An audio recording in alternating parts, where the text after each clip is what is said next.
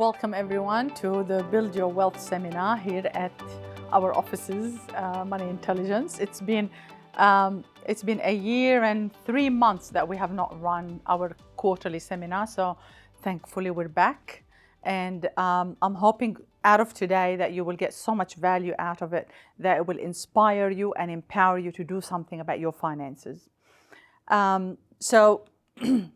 Before I start the seminar, I have to always give you the disclaimer that this is general information only. It's not specific to your needs. And if you need further information, you seek financial advice from a standard financial advisor or myself if you'd like to come and see me.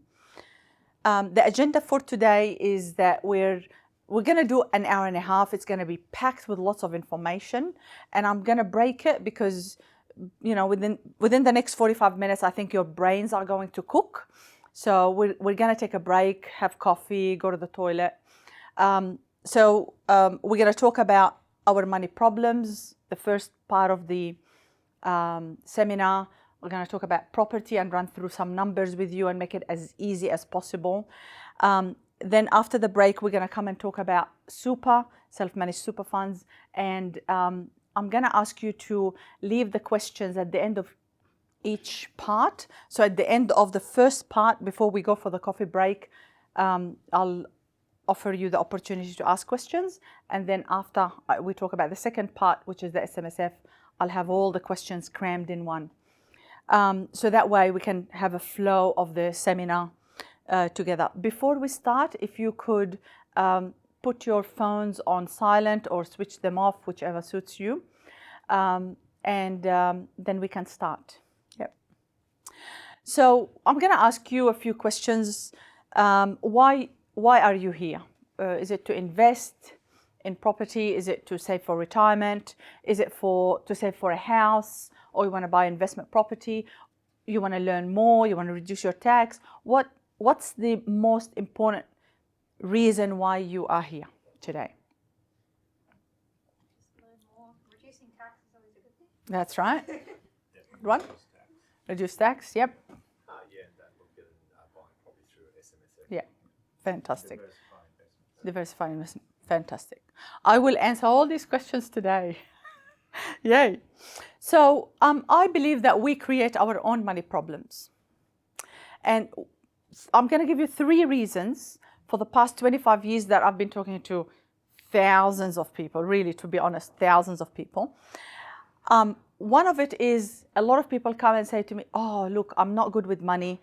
I've actually had a client email me today and says, Suzanne, I'm going to do some changes to my business. Look, I'm not really money intelligent. I'm going to get somebody else to manage my business. So it's because people just they think they are not good with money.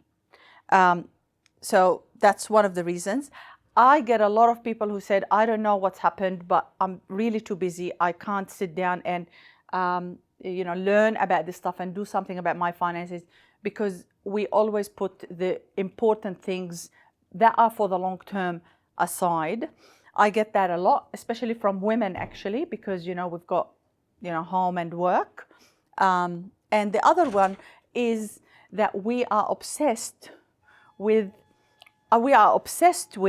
what other people are doing. So we're trying to catch up with other people. We're keeping up with the Joneses, and in the end, by the time we earn our income, we spend it all because we have to keep up with whatever they're doing, we'll be doing. So the result of all of this, I believe, is financial disorganization that impacts how you feel about money. I'm not good with money. Look, I'm not going to do anything about it. I don't really know where to start from. And a lot of people come to me with debt, especially what I call bad debt. That's the credit card debt. That's bad. It's very bad. A lot of people, they want to know how to reduce their tax, but they don't know how. By the time they get their paycheck, 30% of it minimum is gone to the tax man. They haven't seen the money. It sounds good when your employer says, look, you got the job and 120,000 is your salary. And they go, fantastic, 10 grand a month. And then you go, that's 7 grand net. That's disappointing, isn't it? So I think the other thing is, and it is a symptom of every Western country, but also developing countries. We are living a lifestyle with that we want to have champagne, but we are earning a beer income. So that is part of the difference. So I see a lot of people come to see me. The worst case was $150,000 credit card debt accumulated over a 15-year period. But miracles happen once people decide to get rid of that debt, and we put them on a plan to get rid of it for them. So that this organization disempowers you, because you go, you're stuck with what is happening to you right now, and you don't have a vision for the future, because that you're in a survival, daily survival mechanism. So what can we do? What can you do? And what can I do for you? I think it starts with becoming money intelligent. I created that concept while I was writing my book about 5 years ago, and it just came to me that people need that money intelligence. They talk about emotional intelligence. They talk about what's the other one? IQ, your intelligence. But I've met people who have got really high IQs, but they got nothing to show for it. So that the money intelligence is another way of learning and understanding how money works. But I still believe that money is not the only answer. I've met people who hate their jobs. They're on $200,000 salaries.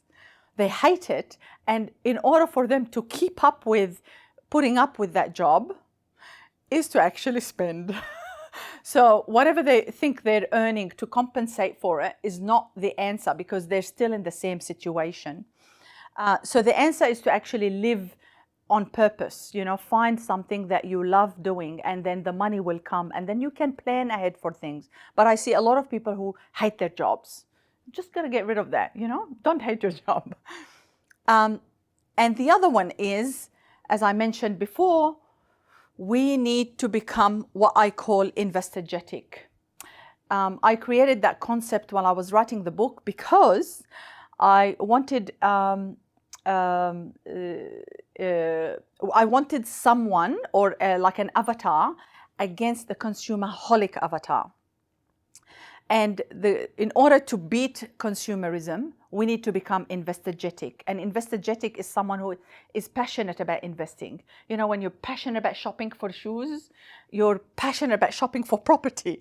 You got to get to that passion and know what you want to do in your life. So I believe that you got to do it with people you love to hang out with, and people who support you, to be part of that investor community, not the consumer community.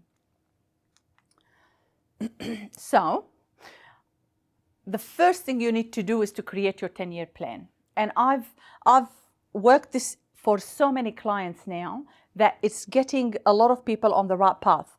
Split that 10-year plan into short-term 1 to 2 years, medium-term 3 to 5 years, and the long-term 6 to 10 or even 6 to 20 years. Your short-term, the first couple of years should be about how you can save your tax, how you can build your cash reserves, whether to build your cash reserves in order to invest or to buy your own home, or to basically have some money set aside in case we get another coronavirus crisis, right? The medium term is to start investing in property, shares, manage funds, and build that in your investment portfolio. And the long term is to actually, what I believe is, build your super. Super in Australia is the future, and that's where the government is taking us. I am sure you all appreciate the benefits of super when coronavirus hit and the government said, you can take 10,000 out of your super before 30th of June, 2020, and then another 10,000 after that. If you didn't have that saved up for you by your employer, a lot of people would not know what to do. $20,000 over 6 months' time for them to take the money saved a lot of families. So I see the value of super, and we need to really build on that. Does that make sense with the 10-year plan? Okay. Now we got to think numbers. When we think about long-term retirement, which is the one, we all want to get to, and as the years go by, I don't know where the past 25 years have gone since I've had my business, but the years do go by. So if you want to look at what is my retirement nest egg, how much do I want to live on when I come to it? This is your retirement numbers. If, let's say, you want to retire on $50,000, you would need that $1 million investment. Mind you, that number of 50,000 income that you need to live on is based on a return of 4%. Now, if you put that $1 million in the bank, you're going to get 0.10%. It's not even 1%. So a lot of people who are sitting right now on $1 million sitting in the bank will be eating up their capital in order to live on $50,000 a year. So you need to diversify, whether it's property, it's shares, it's land, it's other investments that you might want to look at. If you want to live on $70,000 a year, which I see a lot of people, people that I see, they want to have that kind of income. You need that between $1.4 to $1.5 million to live on. That's if you want to maintain your capital. Now, this does not take into account that you could get some money from the pension. However, the pension is only $2,000 a month when you're retired, if you're single, and $3,000 a month if you're a couple. I don't know who can live on $3,000 a month at retirement unless you have to sit in front of the TV and that's all you do, right? Because you can't go anywhere. The moment you walk out of your house, you have to start spending money. The key is to actually have a mix of investments under, whether it's outside of your super and inside your super. And that's what I do on a daily basis. Wendy and I, we try to help people get to that point. It's not a quick rich scheme. It is a 40-year plan. But young people need to start now because things do change, and a lot of people do end up losing their retirement money as they go ahead. Okay, for the short term, we talked about the short term plan, the 1 to 2 years. You gotta start saving, and I can't stress enough that you need to improve that muscle, that savings muscle, and start with that $50 a week and then build on that. Increase it. Next quarter, I could go to $100 a week and build on that, because that saving muscle is what will help you to get that nest egg, that deposit, whether to save for a house or to buy an investment property. In my seminars, I always say to everybody, get an emergency fund. I don't know what you want to call it. You can call it the fridge breakdown fund, but have an emergency fund where you put $20 a week. If the fridge breaks down, if the car breaks down, if you have to change your furniture. And the reason I say you need an emergency fund is because people don't have one. And when things happen, they end up getting to the credit cards. Some people end up going to those nimble, go and borrow money and pay 25% interest when we're all trying to get 1% from the bank, right? So the key is to actually have that emergency fund set aside for when things don't work out. Because I always get from people, what if something happens? You got to be ready for it. The other one is save for holidays.